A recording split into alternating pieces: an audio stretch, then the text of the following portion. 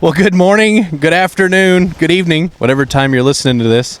Vroom, vroom. I'm in Macaw. Listen, I am doing a food manager training today, so I am on location. And I don't think the mic is really picking up the rain, but I don't know if you can see. We've got a natural private studio here in this this Buick. So we're really living large, and I don't think you can see the dirtiness of the car. You probably see the car seats, but we're going to make it work. It actually is the best day for me to do this episode. Listen, we talk about this every week. Life gets in the way, and even though it doesn't take me very long to record this show or an episode of this show, it's hard to find time, and that is the basis of what we're going to talk about today. Shout out to my wife, the beautiful Mrs. Linder, for helping me kind of come up with the title for today and the topic of discussion. Less organized, but more present. That's what we came up with the other night. We were just kind of talking, and I'll get into all the details of why that came up, why I feel that way, all that stuff, but going to be kind of a short one today. We're on lunch break right now. It's going to be a late upload, so when you're watching this, it's probably either late Wednesday night or it's Thursday morning, and I do apologize for that. I hate it whenever I don't get it uploaded to be ready first thing on Wednesday morning, but again, life kind of gets in the way. So, less organized. I mean, for God's sakes, we got freaking to-do lists and inventory lists on beer cardboard right now, and I wrote my notes down for the episode because I have my phone over here recording, so I had to double check. You should have seen the setup here. I'm not even in the driver's seat because the steering wheel's in the way, and I've got a glass Tupperware container with my breakfast that was in it, now eaten. It's not in there anymore, but it's all the trash from my breakfast holding up my phone right now. So let's get into it today.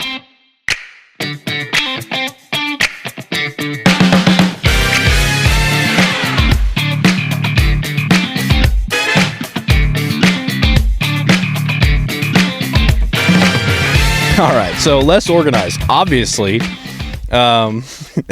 it's kind of perfect that this is the topic of today's discussion. Less organized, but more present. How do we even get to this point? My wife and I were sitting there. We're kind of going over our day. I don't remember exactly. Oh, she was late for work. She'd overslept, and typically, even longer story to this. So I should have had her on to discuss this, but she has been sleeping in my daughter's room. Even longer story to explain to where we are today. Whenever I was still working in radio, I had an endorsement deal through a furniture store, and I used to talk about their products, and in return, they gave me some free furniture and stuff like that. So we had a mattress from them.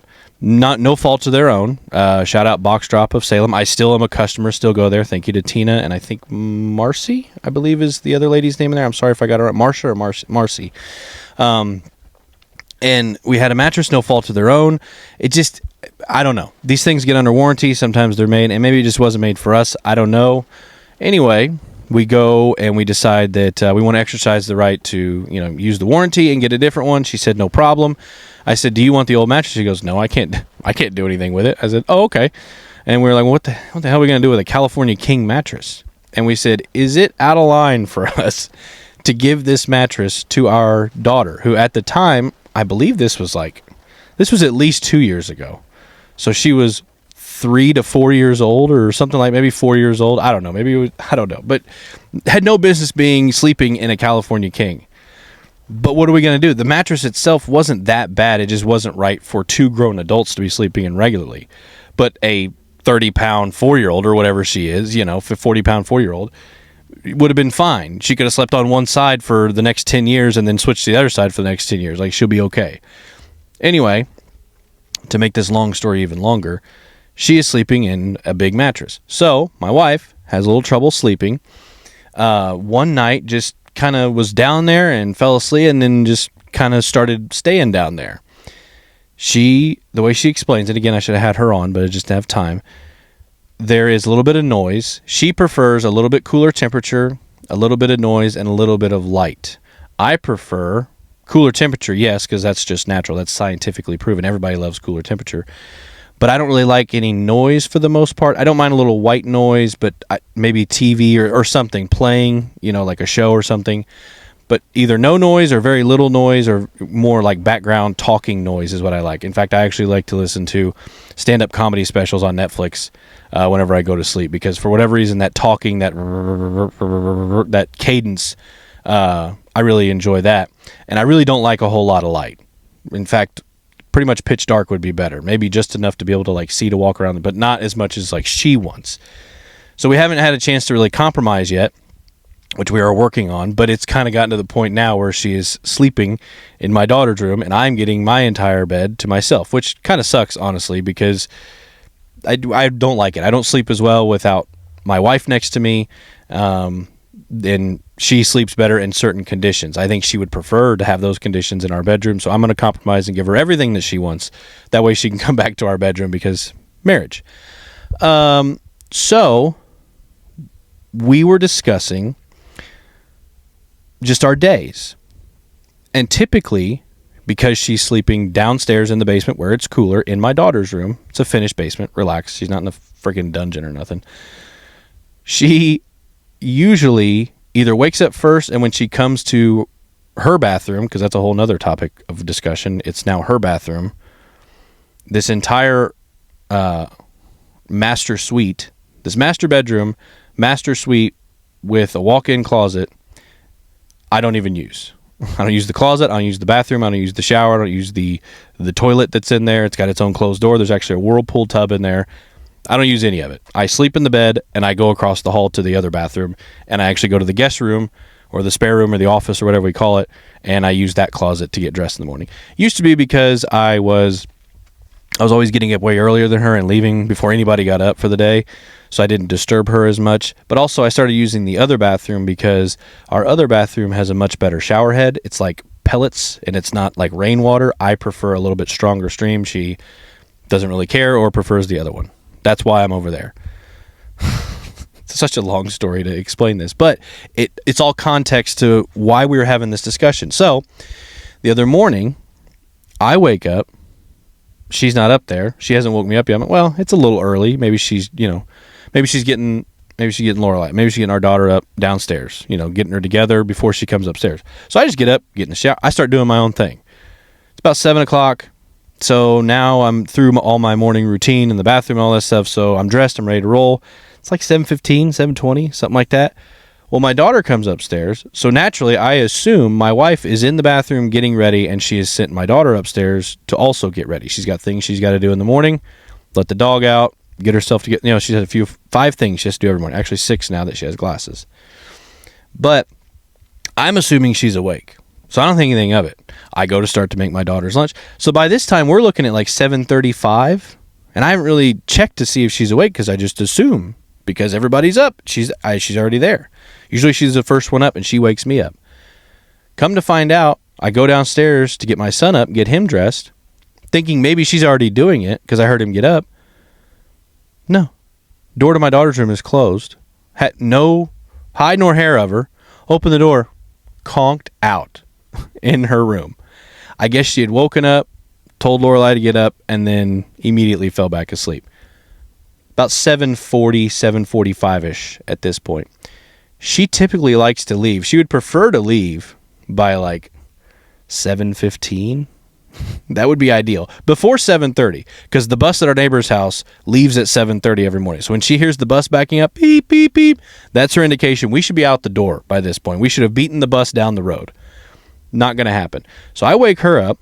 She basically runs upstairs. She ends up leaving at like 7:50. So she wakes up at 7:40. She's at school by like 8 o'clock or just after 8. Not good, but whatever. It happens from time to time. So we're talking about all that evening, and we're kind of like, man, this is kind of happened. Like, not to that extent, but basically, like, you've been waking up kind of late, and we've been kind of struggling with getting things going in the morning. And so we're discussing, not necessarily like the last few mornings, but there's been a stretch of mornings here and there where we've just not really been on it. We've We haven't been leaving at the same time every day. And I don't know who had the wherewithal to mention it, but she goes, this has been happening for a while. And she goes, I think it was her. She said, I think since like October. I said, wait, since like October as in whenever I got fired from my job and stopped leaving before everybody else in the morning? You mean? So am I causing everybody to sleep in and not get going as early and, be later? She goes, I mean, yeah, technically, but like, I'm not mad about it. She said, I'm much more present in the mornings.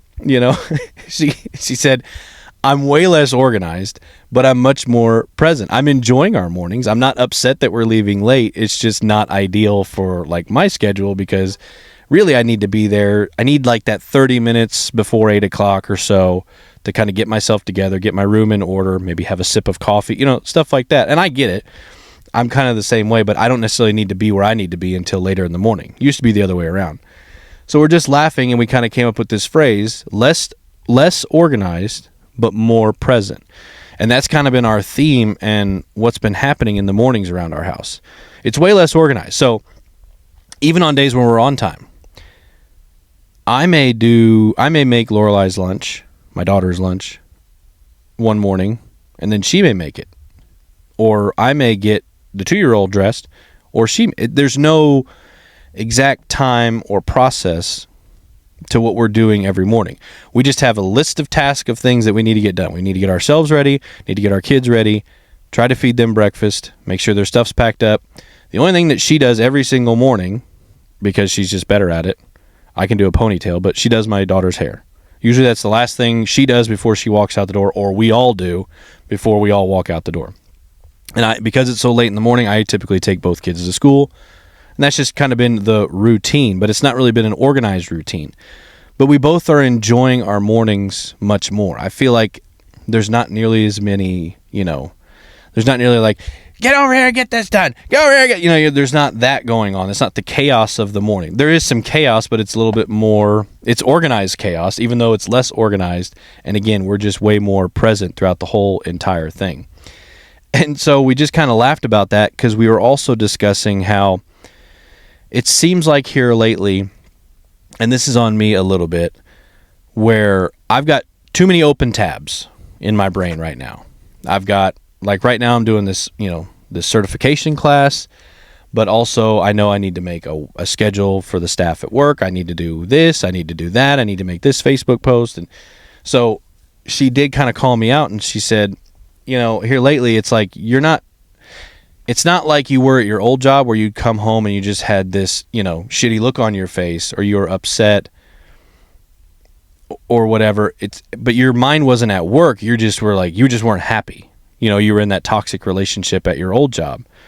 Now you're happy, but there are times where I kind of notice that you're a little bit like your mind's at the bar. Your mind's at your job. You're kind of checked out. And I said, well, it's partly because I care. I do enjoy what I do. It can be stressful. I have a lot of things I need to do. I have a lot more responsibility, which I believe we talked about last week. It's good to have responsibility because then you have a life worth living, a worthwhile life, a purpose, something to get done. But it can be stressful. It can be on your mind. And whenever you care, you actually enjoy it. It can kind of consume you even in your off hours, which is something I'm trying to work on because I tend to have one of those personalities where like, if I've got an open tab, I'm not going to stop thinking about it until I get that done and close that tab. That's why I leave text messages unread. I leave emails unread. It's like my to-do list.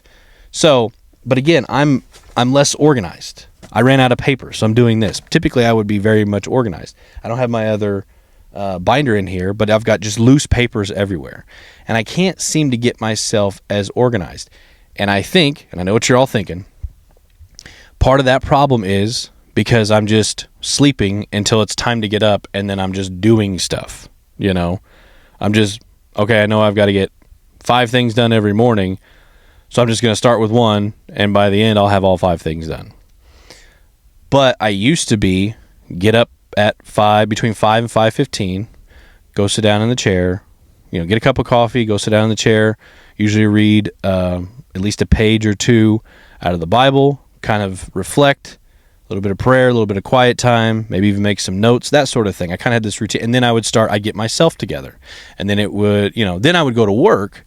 But now I could do all that. And then I could say, okay, now I'm going to go get one of the kids up, go get the older one up, get her together, get everything ready. Because the boy and the younger one, he doesn't take nearly as much time to get ready. I mean, he can be ready in like 10 minutes, and he's as soon as his eyes open, he's boom out the door. He's ready to roll. But when he's sleeping, you don't want to wake the bear. So that's kind of what I'm basically getting at. For instance, this morning, knowing I had to be over here at this class, it was like a 50-minute drive. I got up a little earlier. I kind of eased into my day, got a cup of coffee, got breakfast, took my vitamins. I did all those things, and it was a much smoother sailing of a day. Now, I still feel disorganized because I've got 1,000 things I need to do, and I'm not at work doing them. But this is one thing I need to get done, so I'm focused on this and getting this done, closing this open tab, because this has been on my mind for a month or more, getting this certification. So less organized, but more present, because I'm way more present. I'm way more happy. And that's what I told her. She was bringing up this whole thing about how she feels like my mind is on work more often now.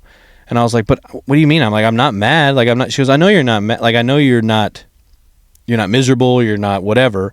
She said, but it's just that you're more happy. You're more present. You're enjoying yourself. But at times you slip back into work mode and your brain goes elsewhere.